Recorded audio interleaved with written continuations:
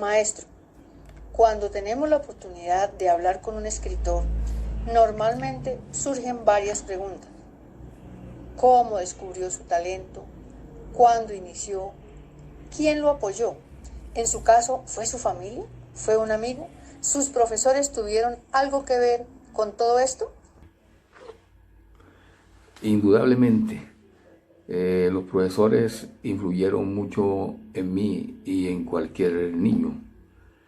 El profesor educa con el ejemplo.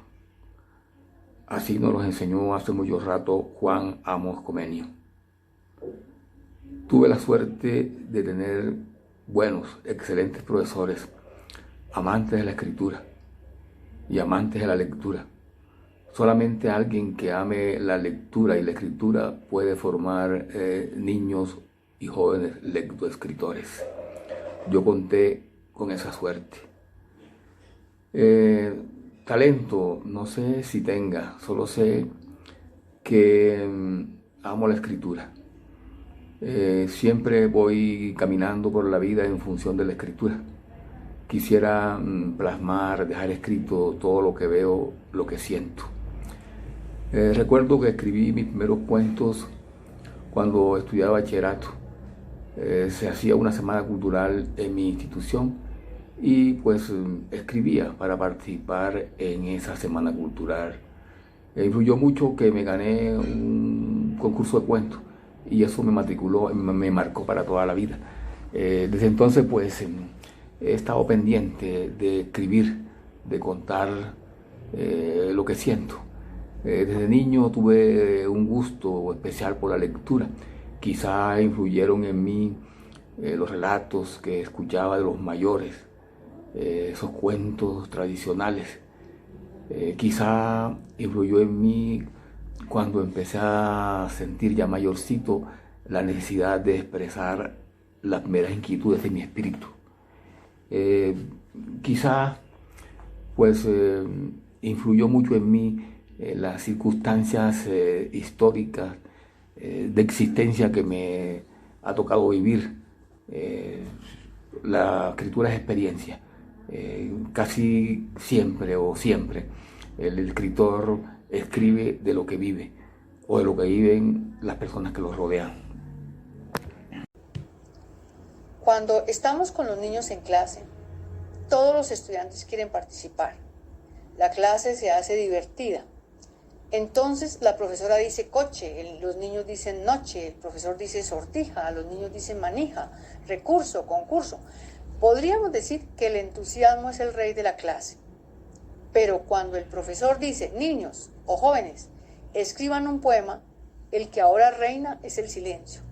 Uno que otro escribe una palabra y empieza a buscar otra que le rime. Maestro, regálenos la clave. ¿Cuál sería un buen comienzo para escribir un poema? Bueno, yo sinceramente pienso que es la motivación lo que empuja al niño a escribir. La motivación es la clave. ¿Qué es la motivación? Es ese fuego vivo interno que el maestro enciende en el alma del chico. La motivación es el combustible que empuja el carro a la escritura. Sin motivación, la tarea es difícil.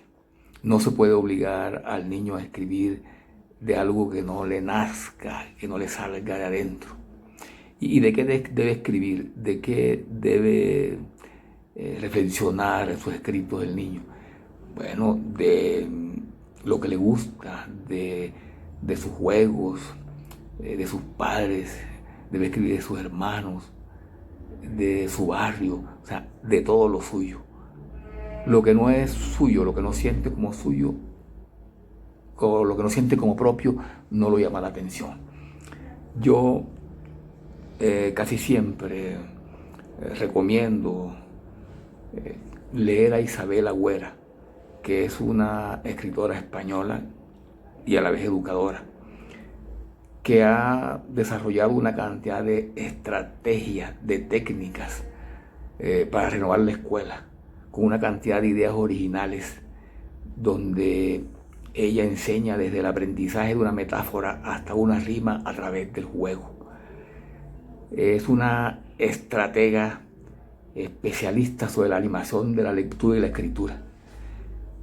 Sostiene que la poesía se puede enseñar, que sí es cierto que el poeta nace porque la sensibilidad le viene heredada de los 23 genes, o de los genes del padre y de la madre. Si es cierto eso, pues se puede moldear ese espíritu que ya viene predispuesto por ser sensible a la escritura. También Gianni Rodari ha desarrollado una cantidad de técnicas que orientan al maestro para que él guíe al niño en la construcción o invención de sus historias. La mayoría de escritores y poetas colombianos, como Gabriel García Márquez, como usted, maestro Osvaldo, en sus escritos describen la tierra donde nacieron, el aroma de las flores, el canto de las aves y, en fin, una cantidad enorme de vivencias. Y creería que es la parte del éxito. Pero ahora, maestro, ¿qué le decimos a los niños y jóvenes de la ciudad que se mueven en espacios pequeños, que tienen un contacto mínimo con la naturaleza, que están inmersos, como dice Héctor Lavoe en su canción Juanito Alimaño, en una selva de cemento, para que nuestros chicos se inspiren y puedan enriquecer sus escritos? Efectivamente, la tierra donde nacimos nos deja una impronta en el alma. Es una marca indeleble que guía nuestras acciones, nuestros sentimientos. Si yo nací en el campo, llevo esa impronta. Si nací en la ciudad, también tengo esa impronta. Miremos esta poesía mía, que no habla del campo ni de la ciudad, sino más bien de un estado del alma. La poesía se llama El peso del silencio y dice así: el silencio a veces pesa tanto como pesa el ácido de mi hiel. A veces no pesa nada, tiene la gravedad del dolor.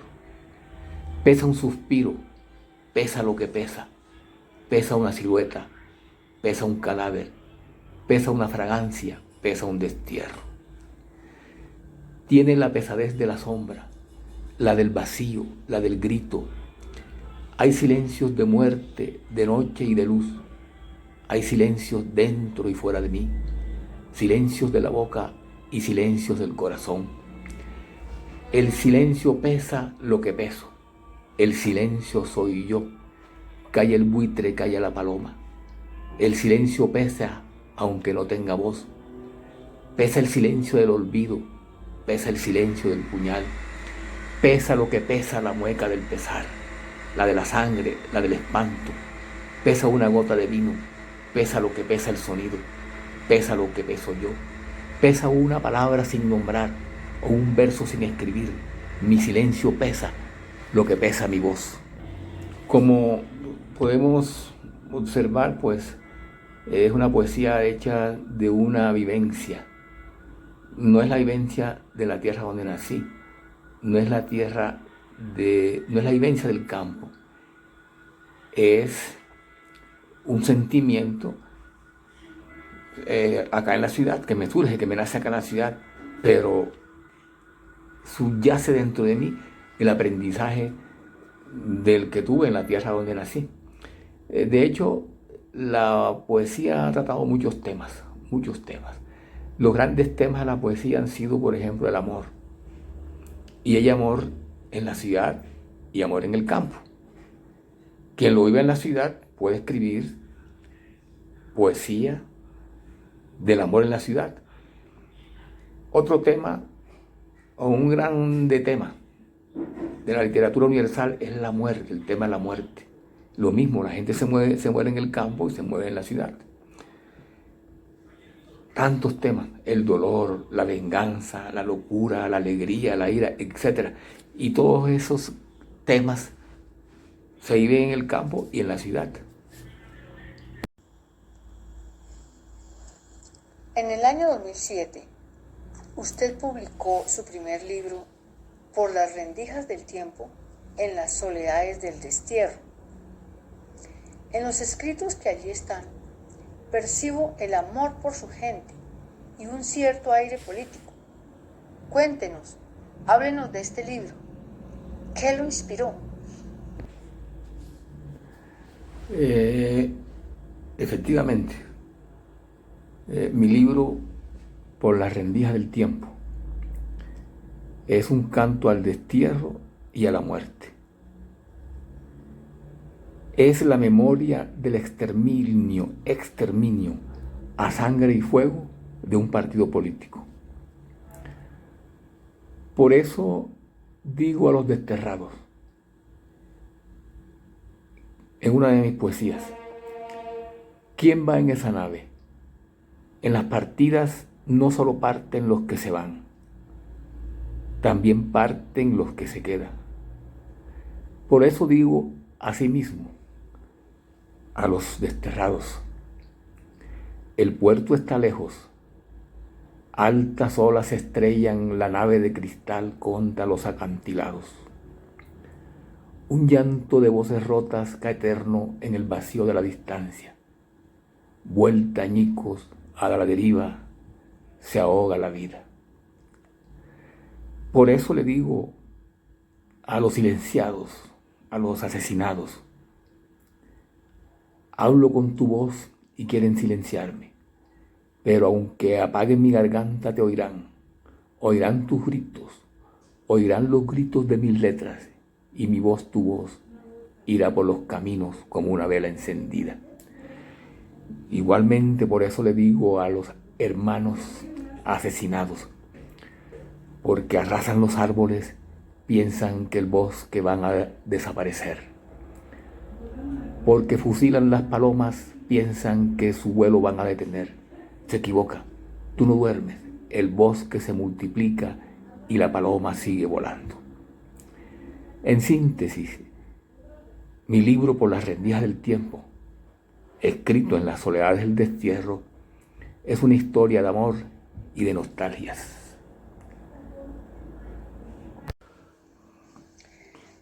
Maestro, desde su punto de vista como escritor, poeta y docente, ¿cuál sería el antídoto o el consejo para seducir, enamorar a nuestros niños y jóvenes de la lectura y la escritura? Bueno, la seducción empieza con la lectura. A los niños hay que leerles cuentos todos los días. Que las historias de esos cuentos les seduzcan el espíritu. El maestro, el padre de familia, el adulto, debe dar ejemplo leyendo. Lee tú, que se educa más haciendo que diciendo. El ser humano o el niño no hace lo que le dicen que haga, sino lo que ve que los adultos hacen. Entonces, nuevamente, es el ejemplo. El maestro educa con el ejemplo. Y dice José Jolivet que uno aprende a leer leyendo. Primero hay que leer para después escribir. Solo quien lee, escribe. Y a escribir se aprende escribiendo. Es escribiendo que uno se convierte en escritor. Pero, ojo, esa lectura que va a influir en el chico debe ser una lectura llena de gozo, de placer. La felicidad es el motor para todas las actividades del ser humano. Tengo entendido que hace poco terminó de escribir una novela. Cuéntenos, adelántenos algo de ella. Sí, la novela está lista. Se llama Nos dejaron morir. Es una historia de amor, de violencia y de locura. Es la suma de varias historias, todas atravesadas por la historia común de los personajes principales. La novela es el registro de la cotidianidad que circunda la vida del ser humano que habita hoy esta tierra, signada por la avaricia y el afán de poder y de tener, de un hombre que solo se siente más hombre si está rodeado de materialidad. Ya está en la imprenta. Y cuando sacamos esta crisis originada por el coronavirus, la novela verá la luz de los días. Espero que la adquieran y la lean muy pronto. Bueno, usted inicia escribiendo poesía. Para mí, desde la poesía hasta la novela hay un recorrido, un camino muy largo. ¿Siempre tuvo el deseo de escribir una novela? ¿Esto lleva años de planeación o fue algo que surgió después de la poesía? Cuéntenos cómo es que llega de la poesía a la novela. A ver, ¿cómo llegué de la poesía a la novela? Bueno, yo pienso que fue algo gradual, lento, con mucha parsimonia a través del tiempo. Desde niño soñé con escribir una novela. Iba pensando a medida que crecía, cómo lo haría, cómo lo diría. Y ahora pues ya de adulto se me dio la oportunidad de sentarme y escribir, porque bueno, me pensioné y me retiré de la docencia y entonces tengo el tiempo suficiente para ese oficio. El oficio de la escritura es un oficio que se fundamenta en el ocio. Solo cuando la mente no está ocupada en quehaceres cotidianos, permite pues la reflexión profunda, sincera. De modo pues que yo empecé primero escribiendo cuentos cuando estaba estudiando mi bachillerato. Después escribí poemas y después ya adulto escribí cuentos y ahora la novela. La poesía está en todas partes. En los cuentos hay poesía, en la novela hay poesía, en la narrativa en general hay poesía. Incluso en el ensayo. El ensayo es un híbrido que tiene, digamos, la rigurosidad de la ciencia. Hay que demostrar, hay que argumentar, pero tiene la belleza, el arte de la expresión literaria. Entonces no hay como unos límites, algo que diga esa sociedad de fronteras. Aquí empieza la poesía, acá empieza la narrativa. No hay fronteras. Tanto la una está en la otra como la otra en la una. Entonces, de esa manera pienso yo, ¿no?, que llegué de la poesía a la novela. Y ya para terminar, en nombre de toda la comunidad educativa Liceo Integral Conquistadores, le queremos dar las gracias por permitirnos esta entrevista y acompañarnos en esta celebración del Día del Idioma. Pero eso sí, no podríamos despedirnos sin antes decirle que los niños desean escucharlo declamar una de sus poesías. Adelante, maestro. Bueno, para despedirnos de toda la comunidad educativa del Liceo Integral Conquistadores, un abrazo y la lectura de uno de mis poemas. Para los niños, de modo especial, la casa de mis padres. Aún busco la casa que de mis padres heredé allá en la infancia. Hay una barca triste y lejana en el muelle del pasado, invitándome a regresar.